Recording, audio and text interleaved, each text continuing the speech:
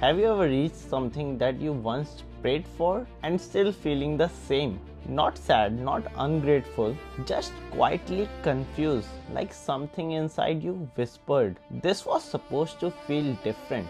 Imagine this, a man finally getting a promotion. For years, he worked for that moment, missed dinners, unread messages, postponed dreams. Every sacrifice has one answer. Not now. One day it will be worth it. And then finally the day comes. His name is announced. People clap. His parents call with pride in their voice. His friends comment under his post. Congrats, bro. Big move. Proud of you. Everyone sees the success. But at that night, he sits alone in his car. The engine is off, the parking garage is silent. No clap, no comments, no congratulations. Just him, his hands on the steering wheel. And for the first time, he asked himself, why don't I feel different? Welcome back, I am Ayush Sanger. This is Beyond the Pattern, and today I want to ask a question that most of us never stop to ask. Who decide what success looks like? Because we grow up acting like success is obvious, getting good grades, getting the degree, getting the job, get the house, get the car, earn more, look better, become someone people respect, and then you're gonna finally feel enough. This is the story most of us are handed. Nobody give it to us.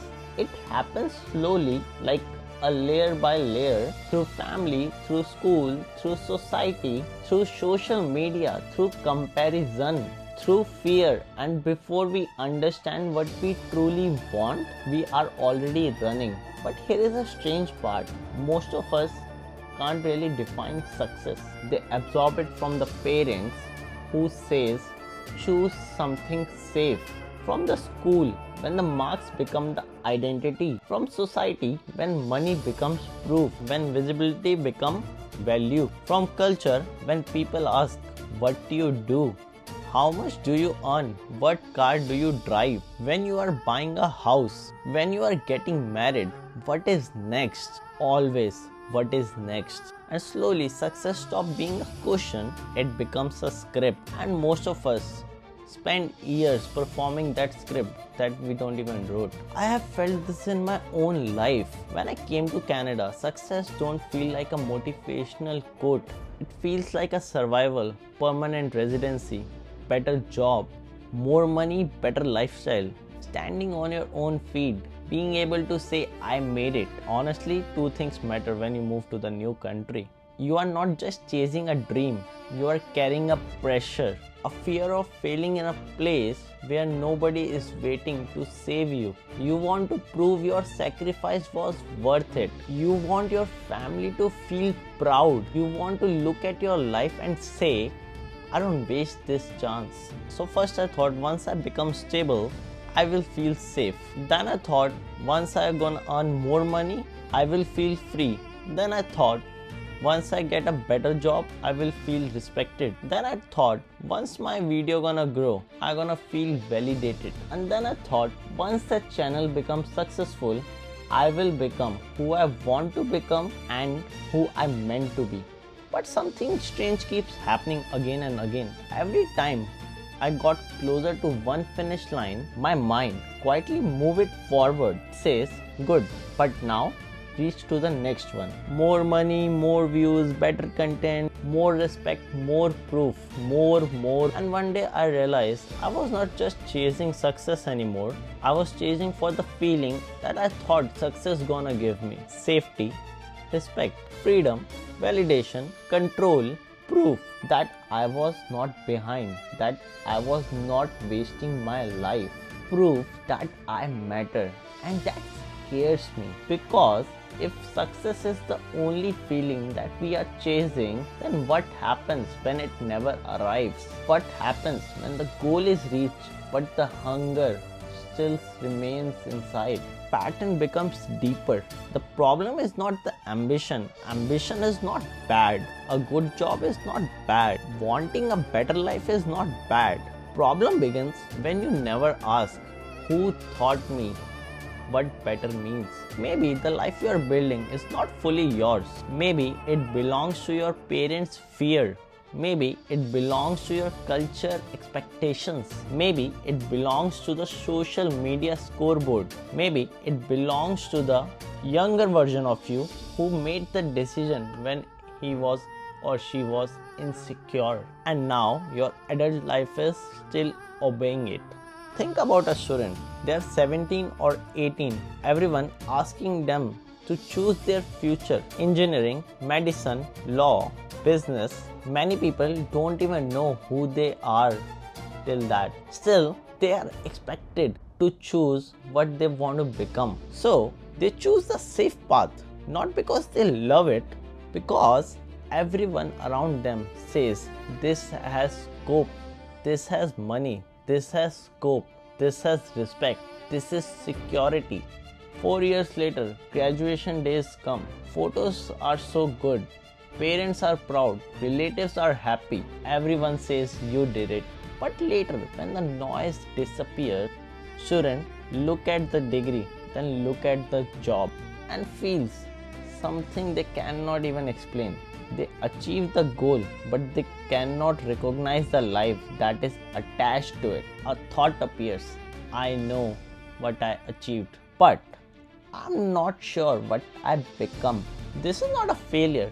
This is succeeding inside someone else's script, in someone else's definition. Now think about a parent, a father, a mother, someone who grew up with less, someone who remembers struggle, someone who promised to themselves, my child will never suffer the way I did. So they work long hours, extra shifts, late night, they miss the dinners, they miss school events, they miss the small conversations. They say, I'm doing this for my family. They are. But slowly, a strange trade happens. Parents provide everything except presence. A child has school, clothes, food, roof, but a child also remembers an empty chair, a missed performance, a bedtime story that keeps getting postponed, a parent who was always tired, always busy, always somewhere else. Years later, parents look back and realize, I gave them everything what I thought success meant to be, but what they needed most was me. This is the tragedy, not because the parents was wrong, not because providing is bad, but because their definition of success was incomplete. They inherit a version of success that built on fear. Fear of poverty, fear of failure, fear of being seen as irresponsible, fear of not being enough. And when the fear writes the definition of success, even love can start to look like absence. This is why success is the most powerful operating system in the human life, because it does not feel like control.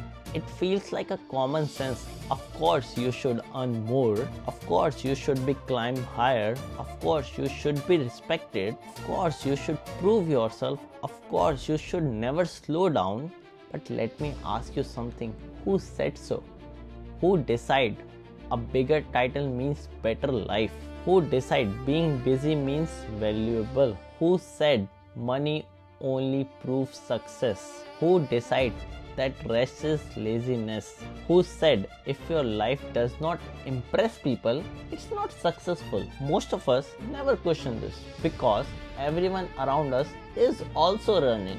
And when everyone is running, stopping feels like a failure. But maybe stopping is not a failure. Maybe stopping is the first honest thing you do. Because success can become like a treadmill. You reach one number, then the speed increase. You reach one milestone, then the screen shows another. You thought once I reach there, I will rest. But when you get there, machine speeds up again. And the terrifying part is you are exhausted, but you are scared of getting off from it. Because everyone watch you run, your co-workers are running, your friends are running, people online are running, your family is watching, your younger self is watching, your ego is watching, and somewhere inside a voice says, if I stop, then who am I? This is the question beneath success, because for many people, success is not about just achievements. It becomes identity. You are hardworking. You are responsible one, the ambitious one, the one who gonna make the family proud, the one who gonna escape the old life, the one who gonna prove everyone wrong, the one who cannot afford to fail, and that identity can become a prison, a beautiful prison, a respected prison, a prison people clap for. This is why real danger is not failing at success. Real danger is succeeding at someone else's version of it.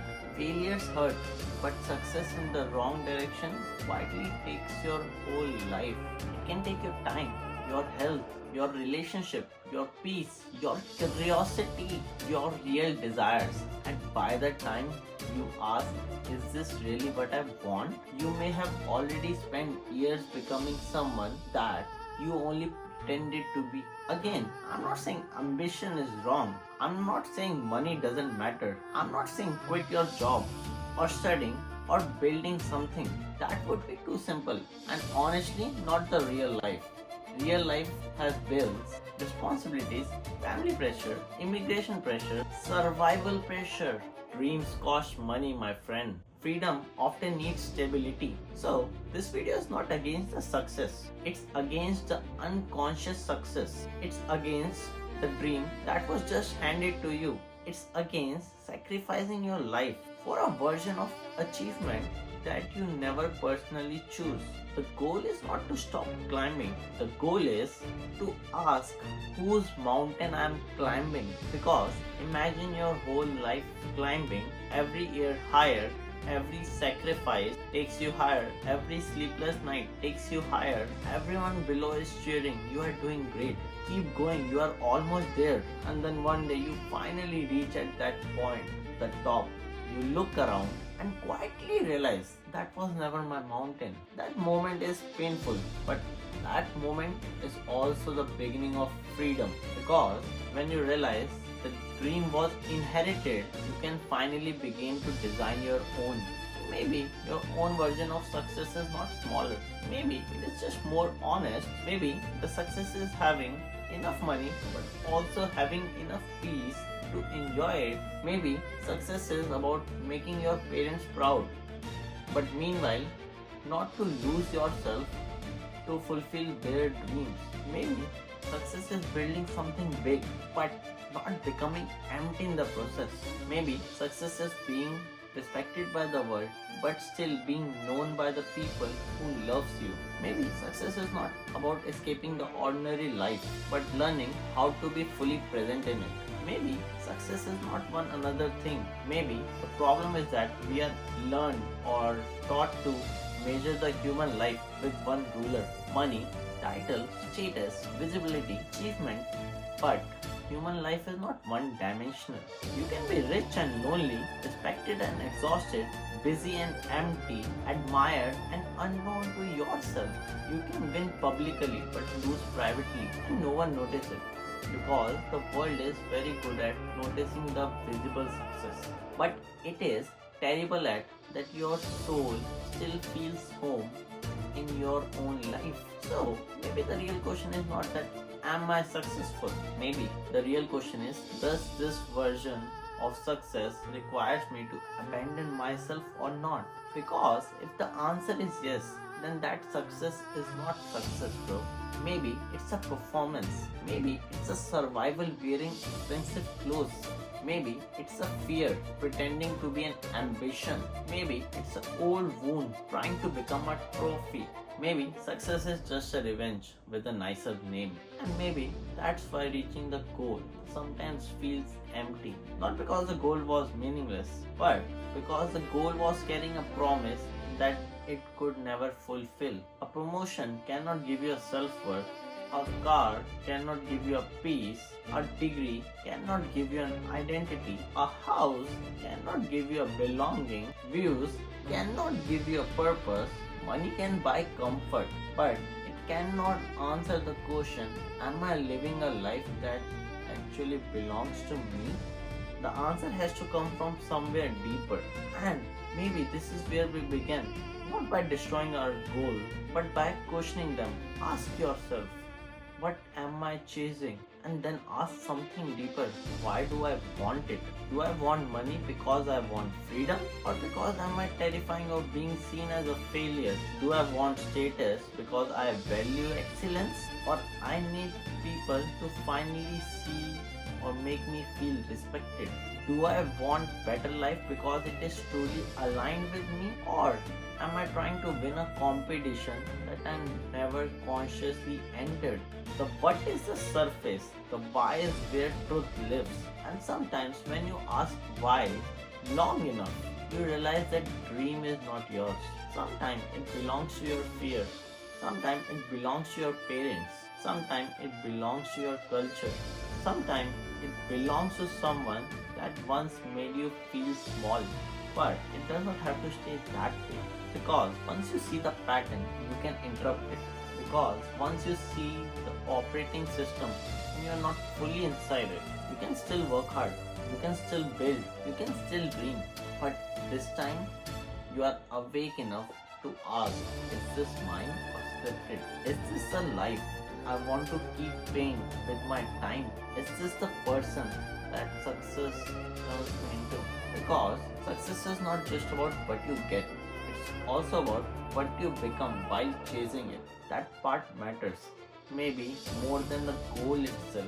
Because if reaching success costs you your presence, your peace, and your honesty, your relationships, your health, your inner voice, then at some point you have to ask, what exactly did I win? Maybe success is something the world should not define for you. Maybe success is something that you have to sit with quietly, honestly, without the noise, and define for yourself, not once, again and again. Because as you grow, your definition of success should grow with it. The dream you inherited at 17 should not control your life at 30. The fear your parents carry should not be the only map that you carry or follow. The scoreboard that society gives should not be the only way that you measure your life.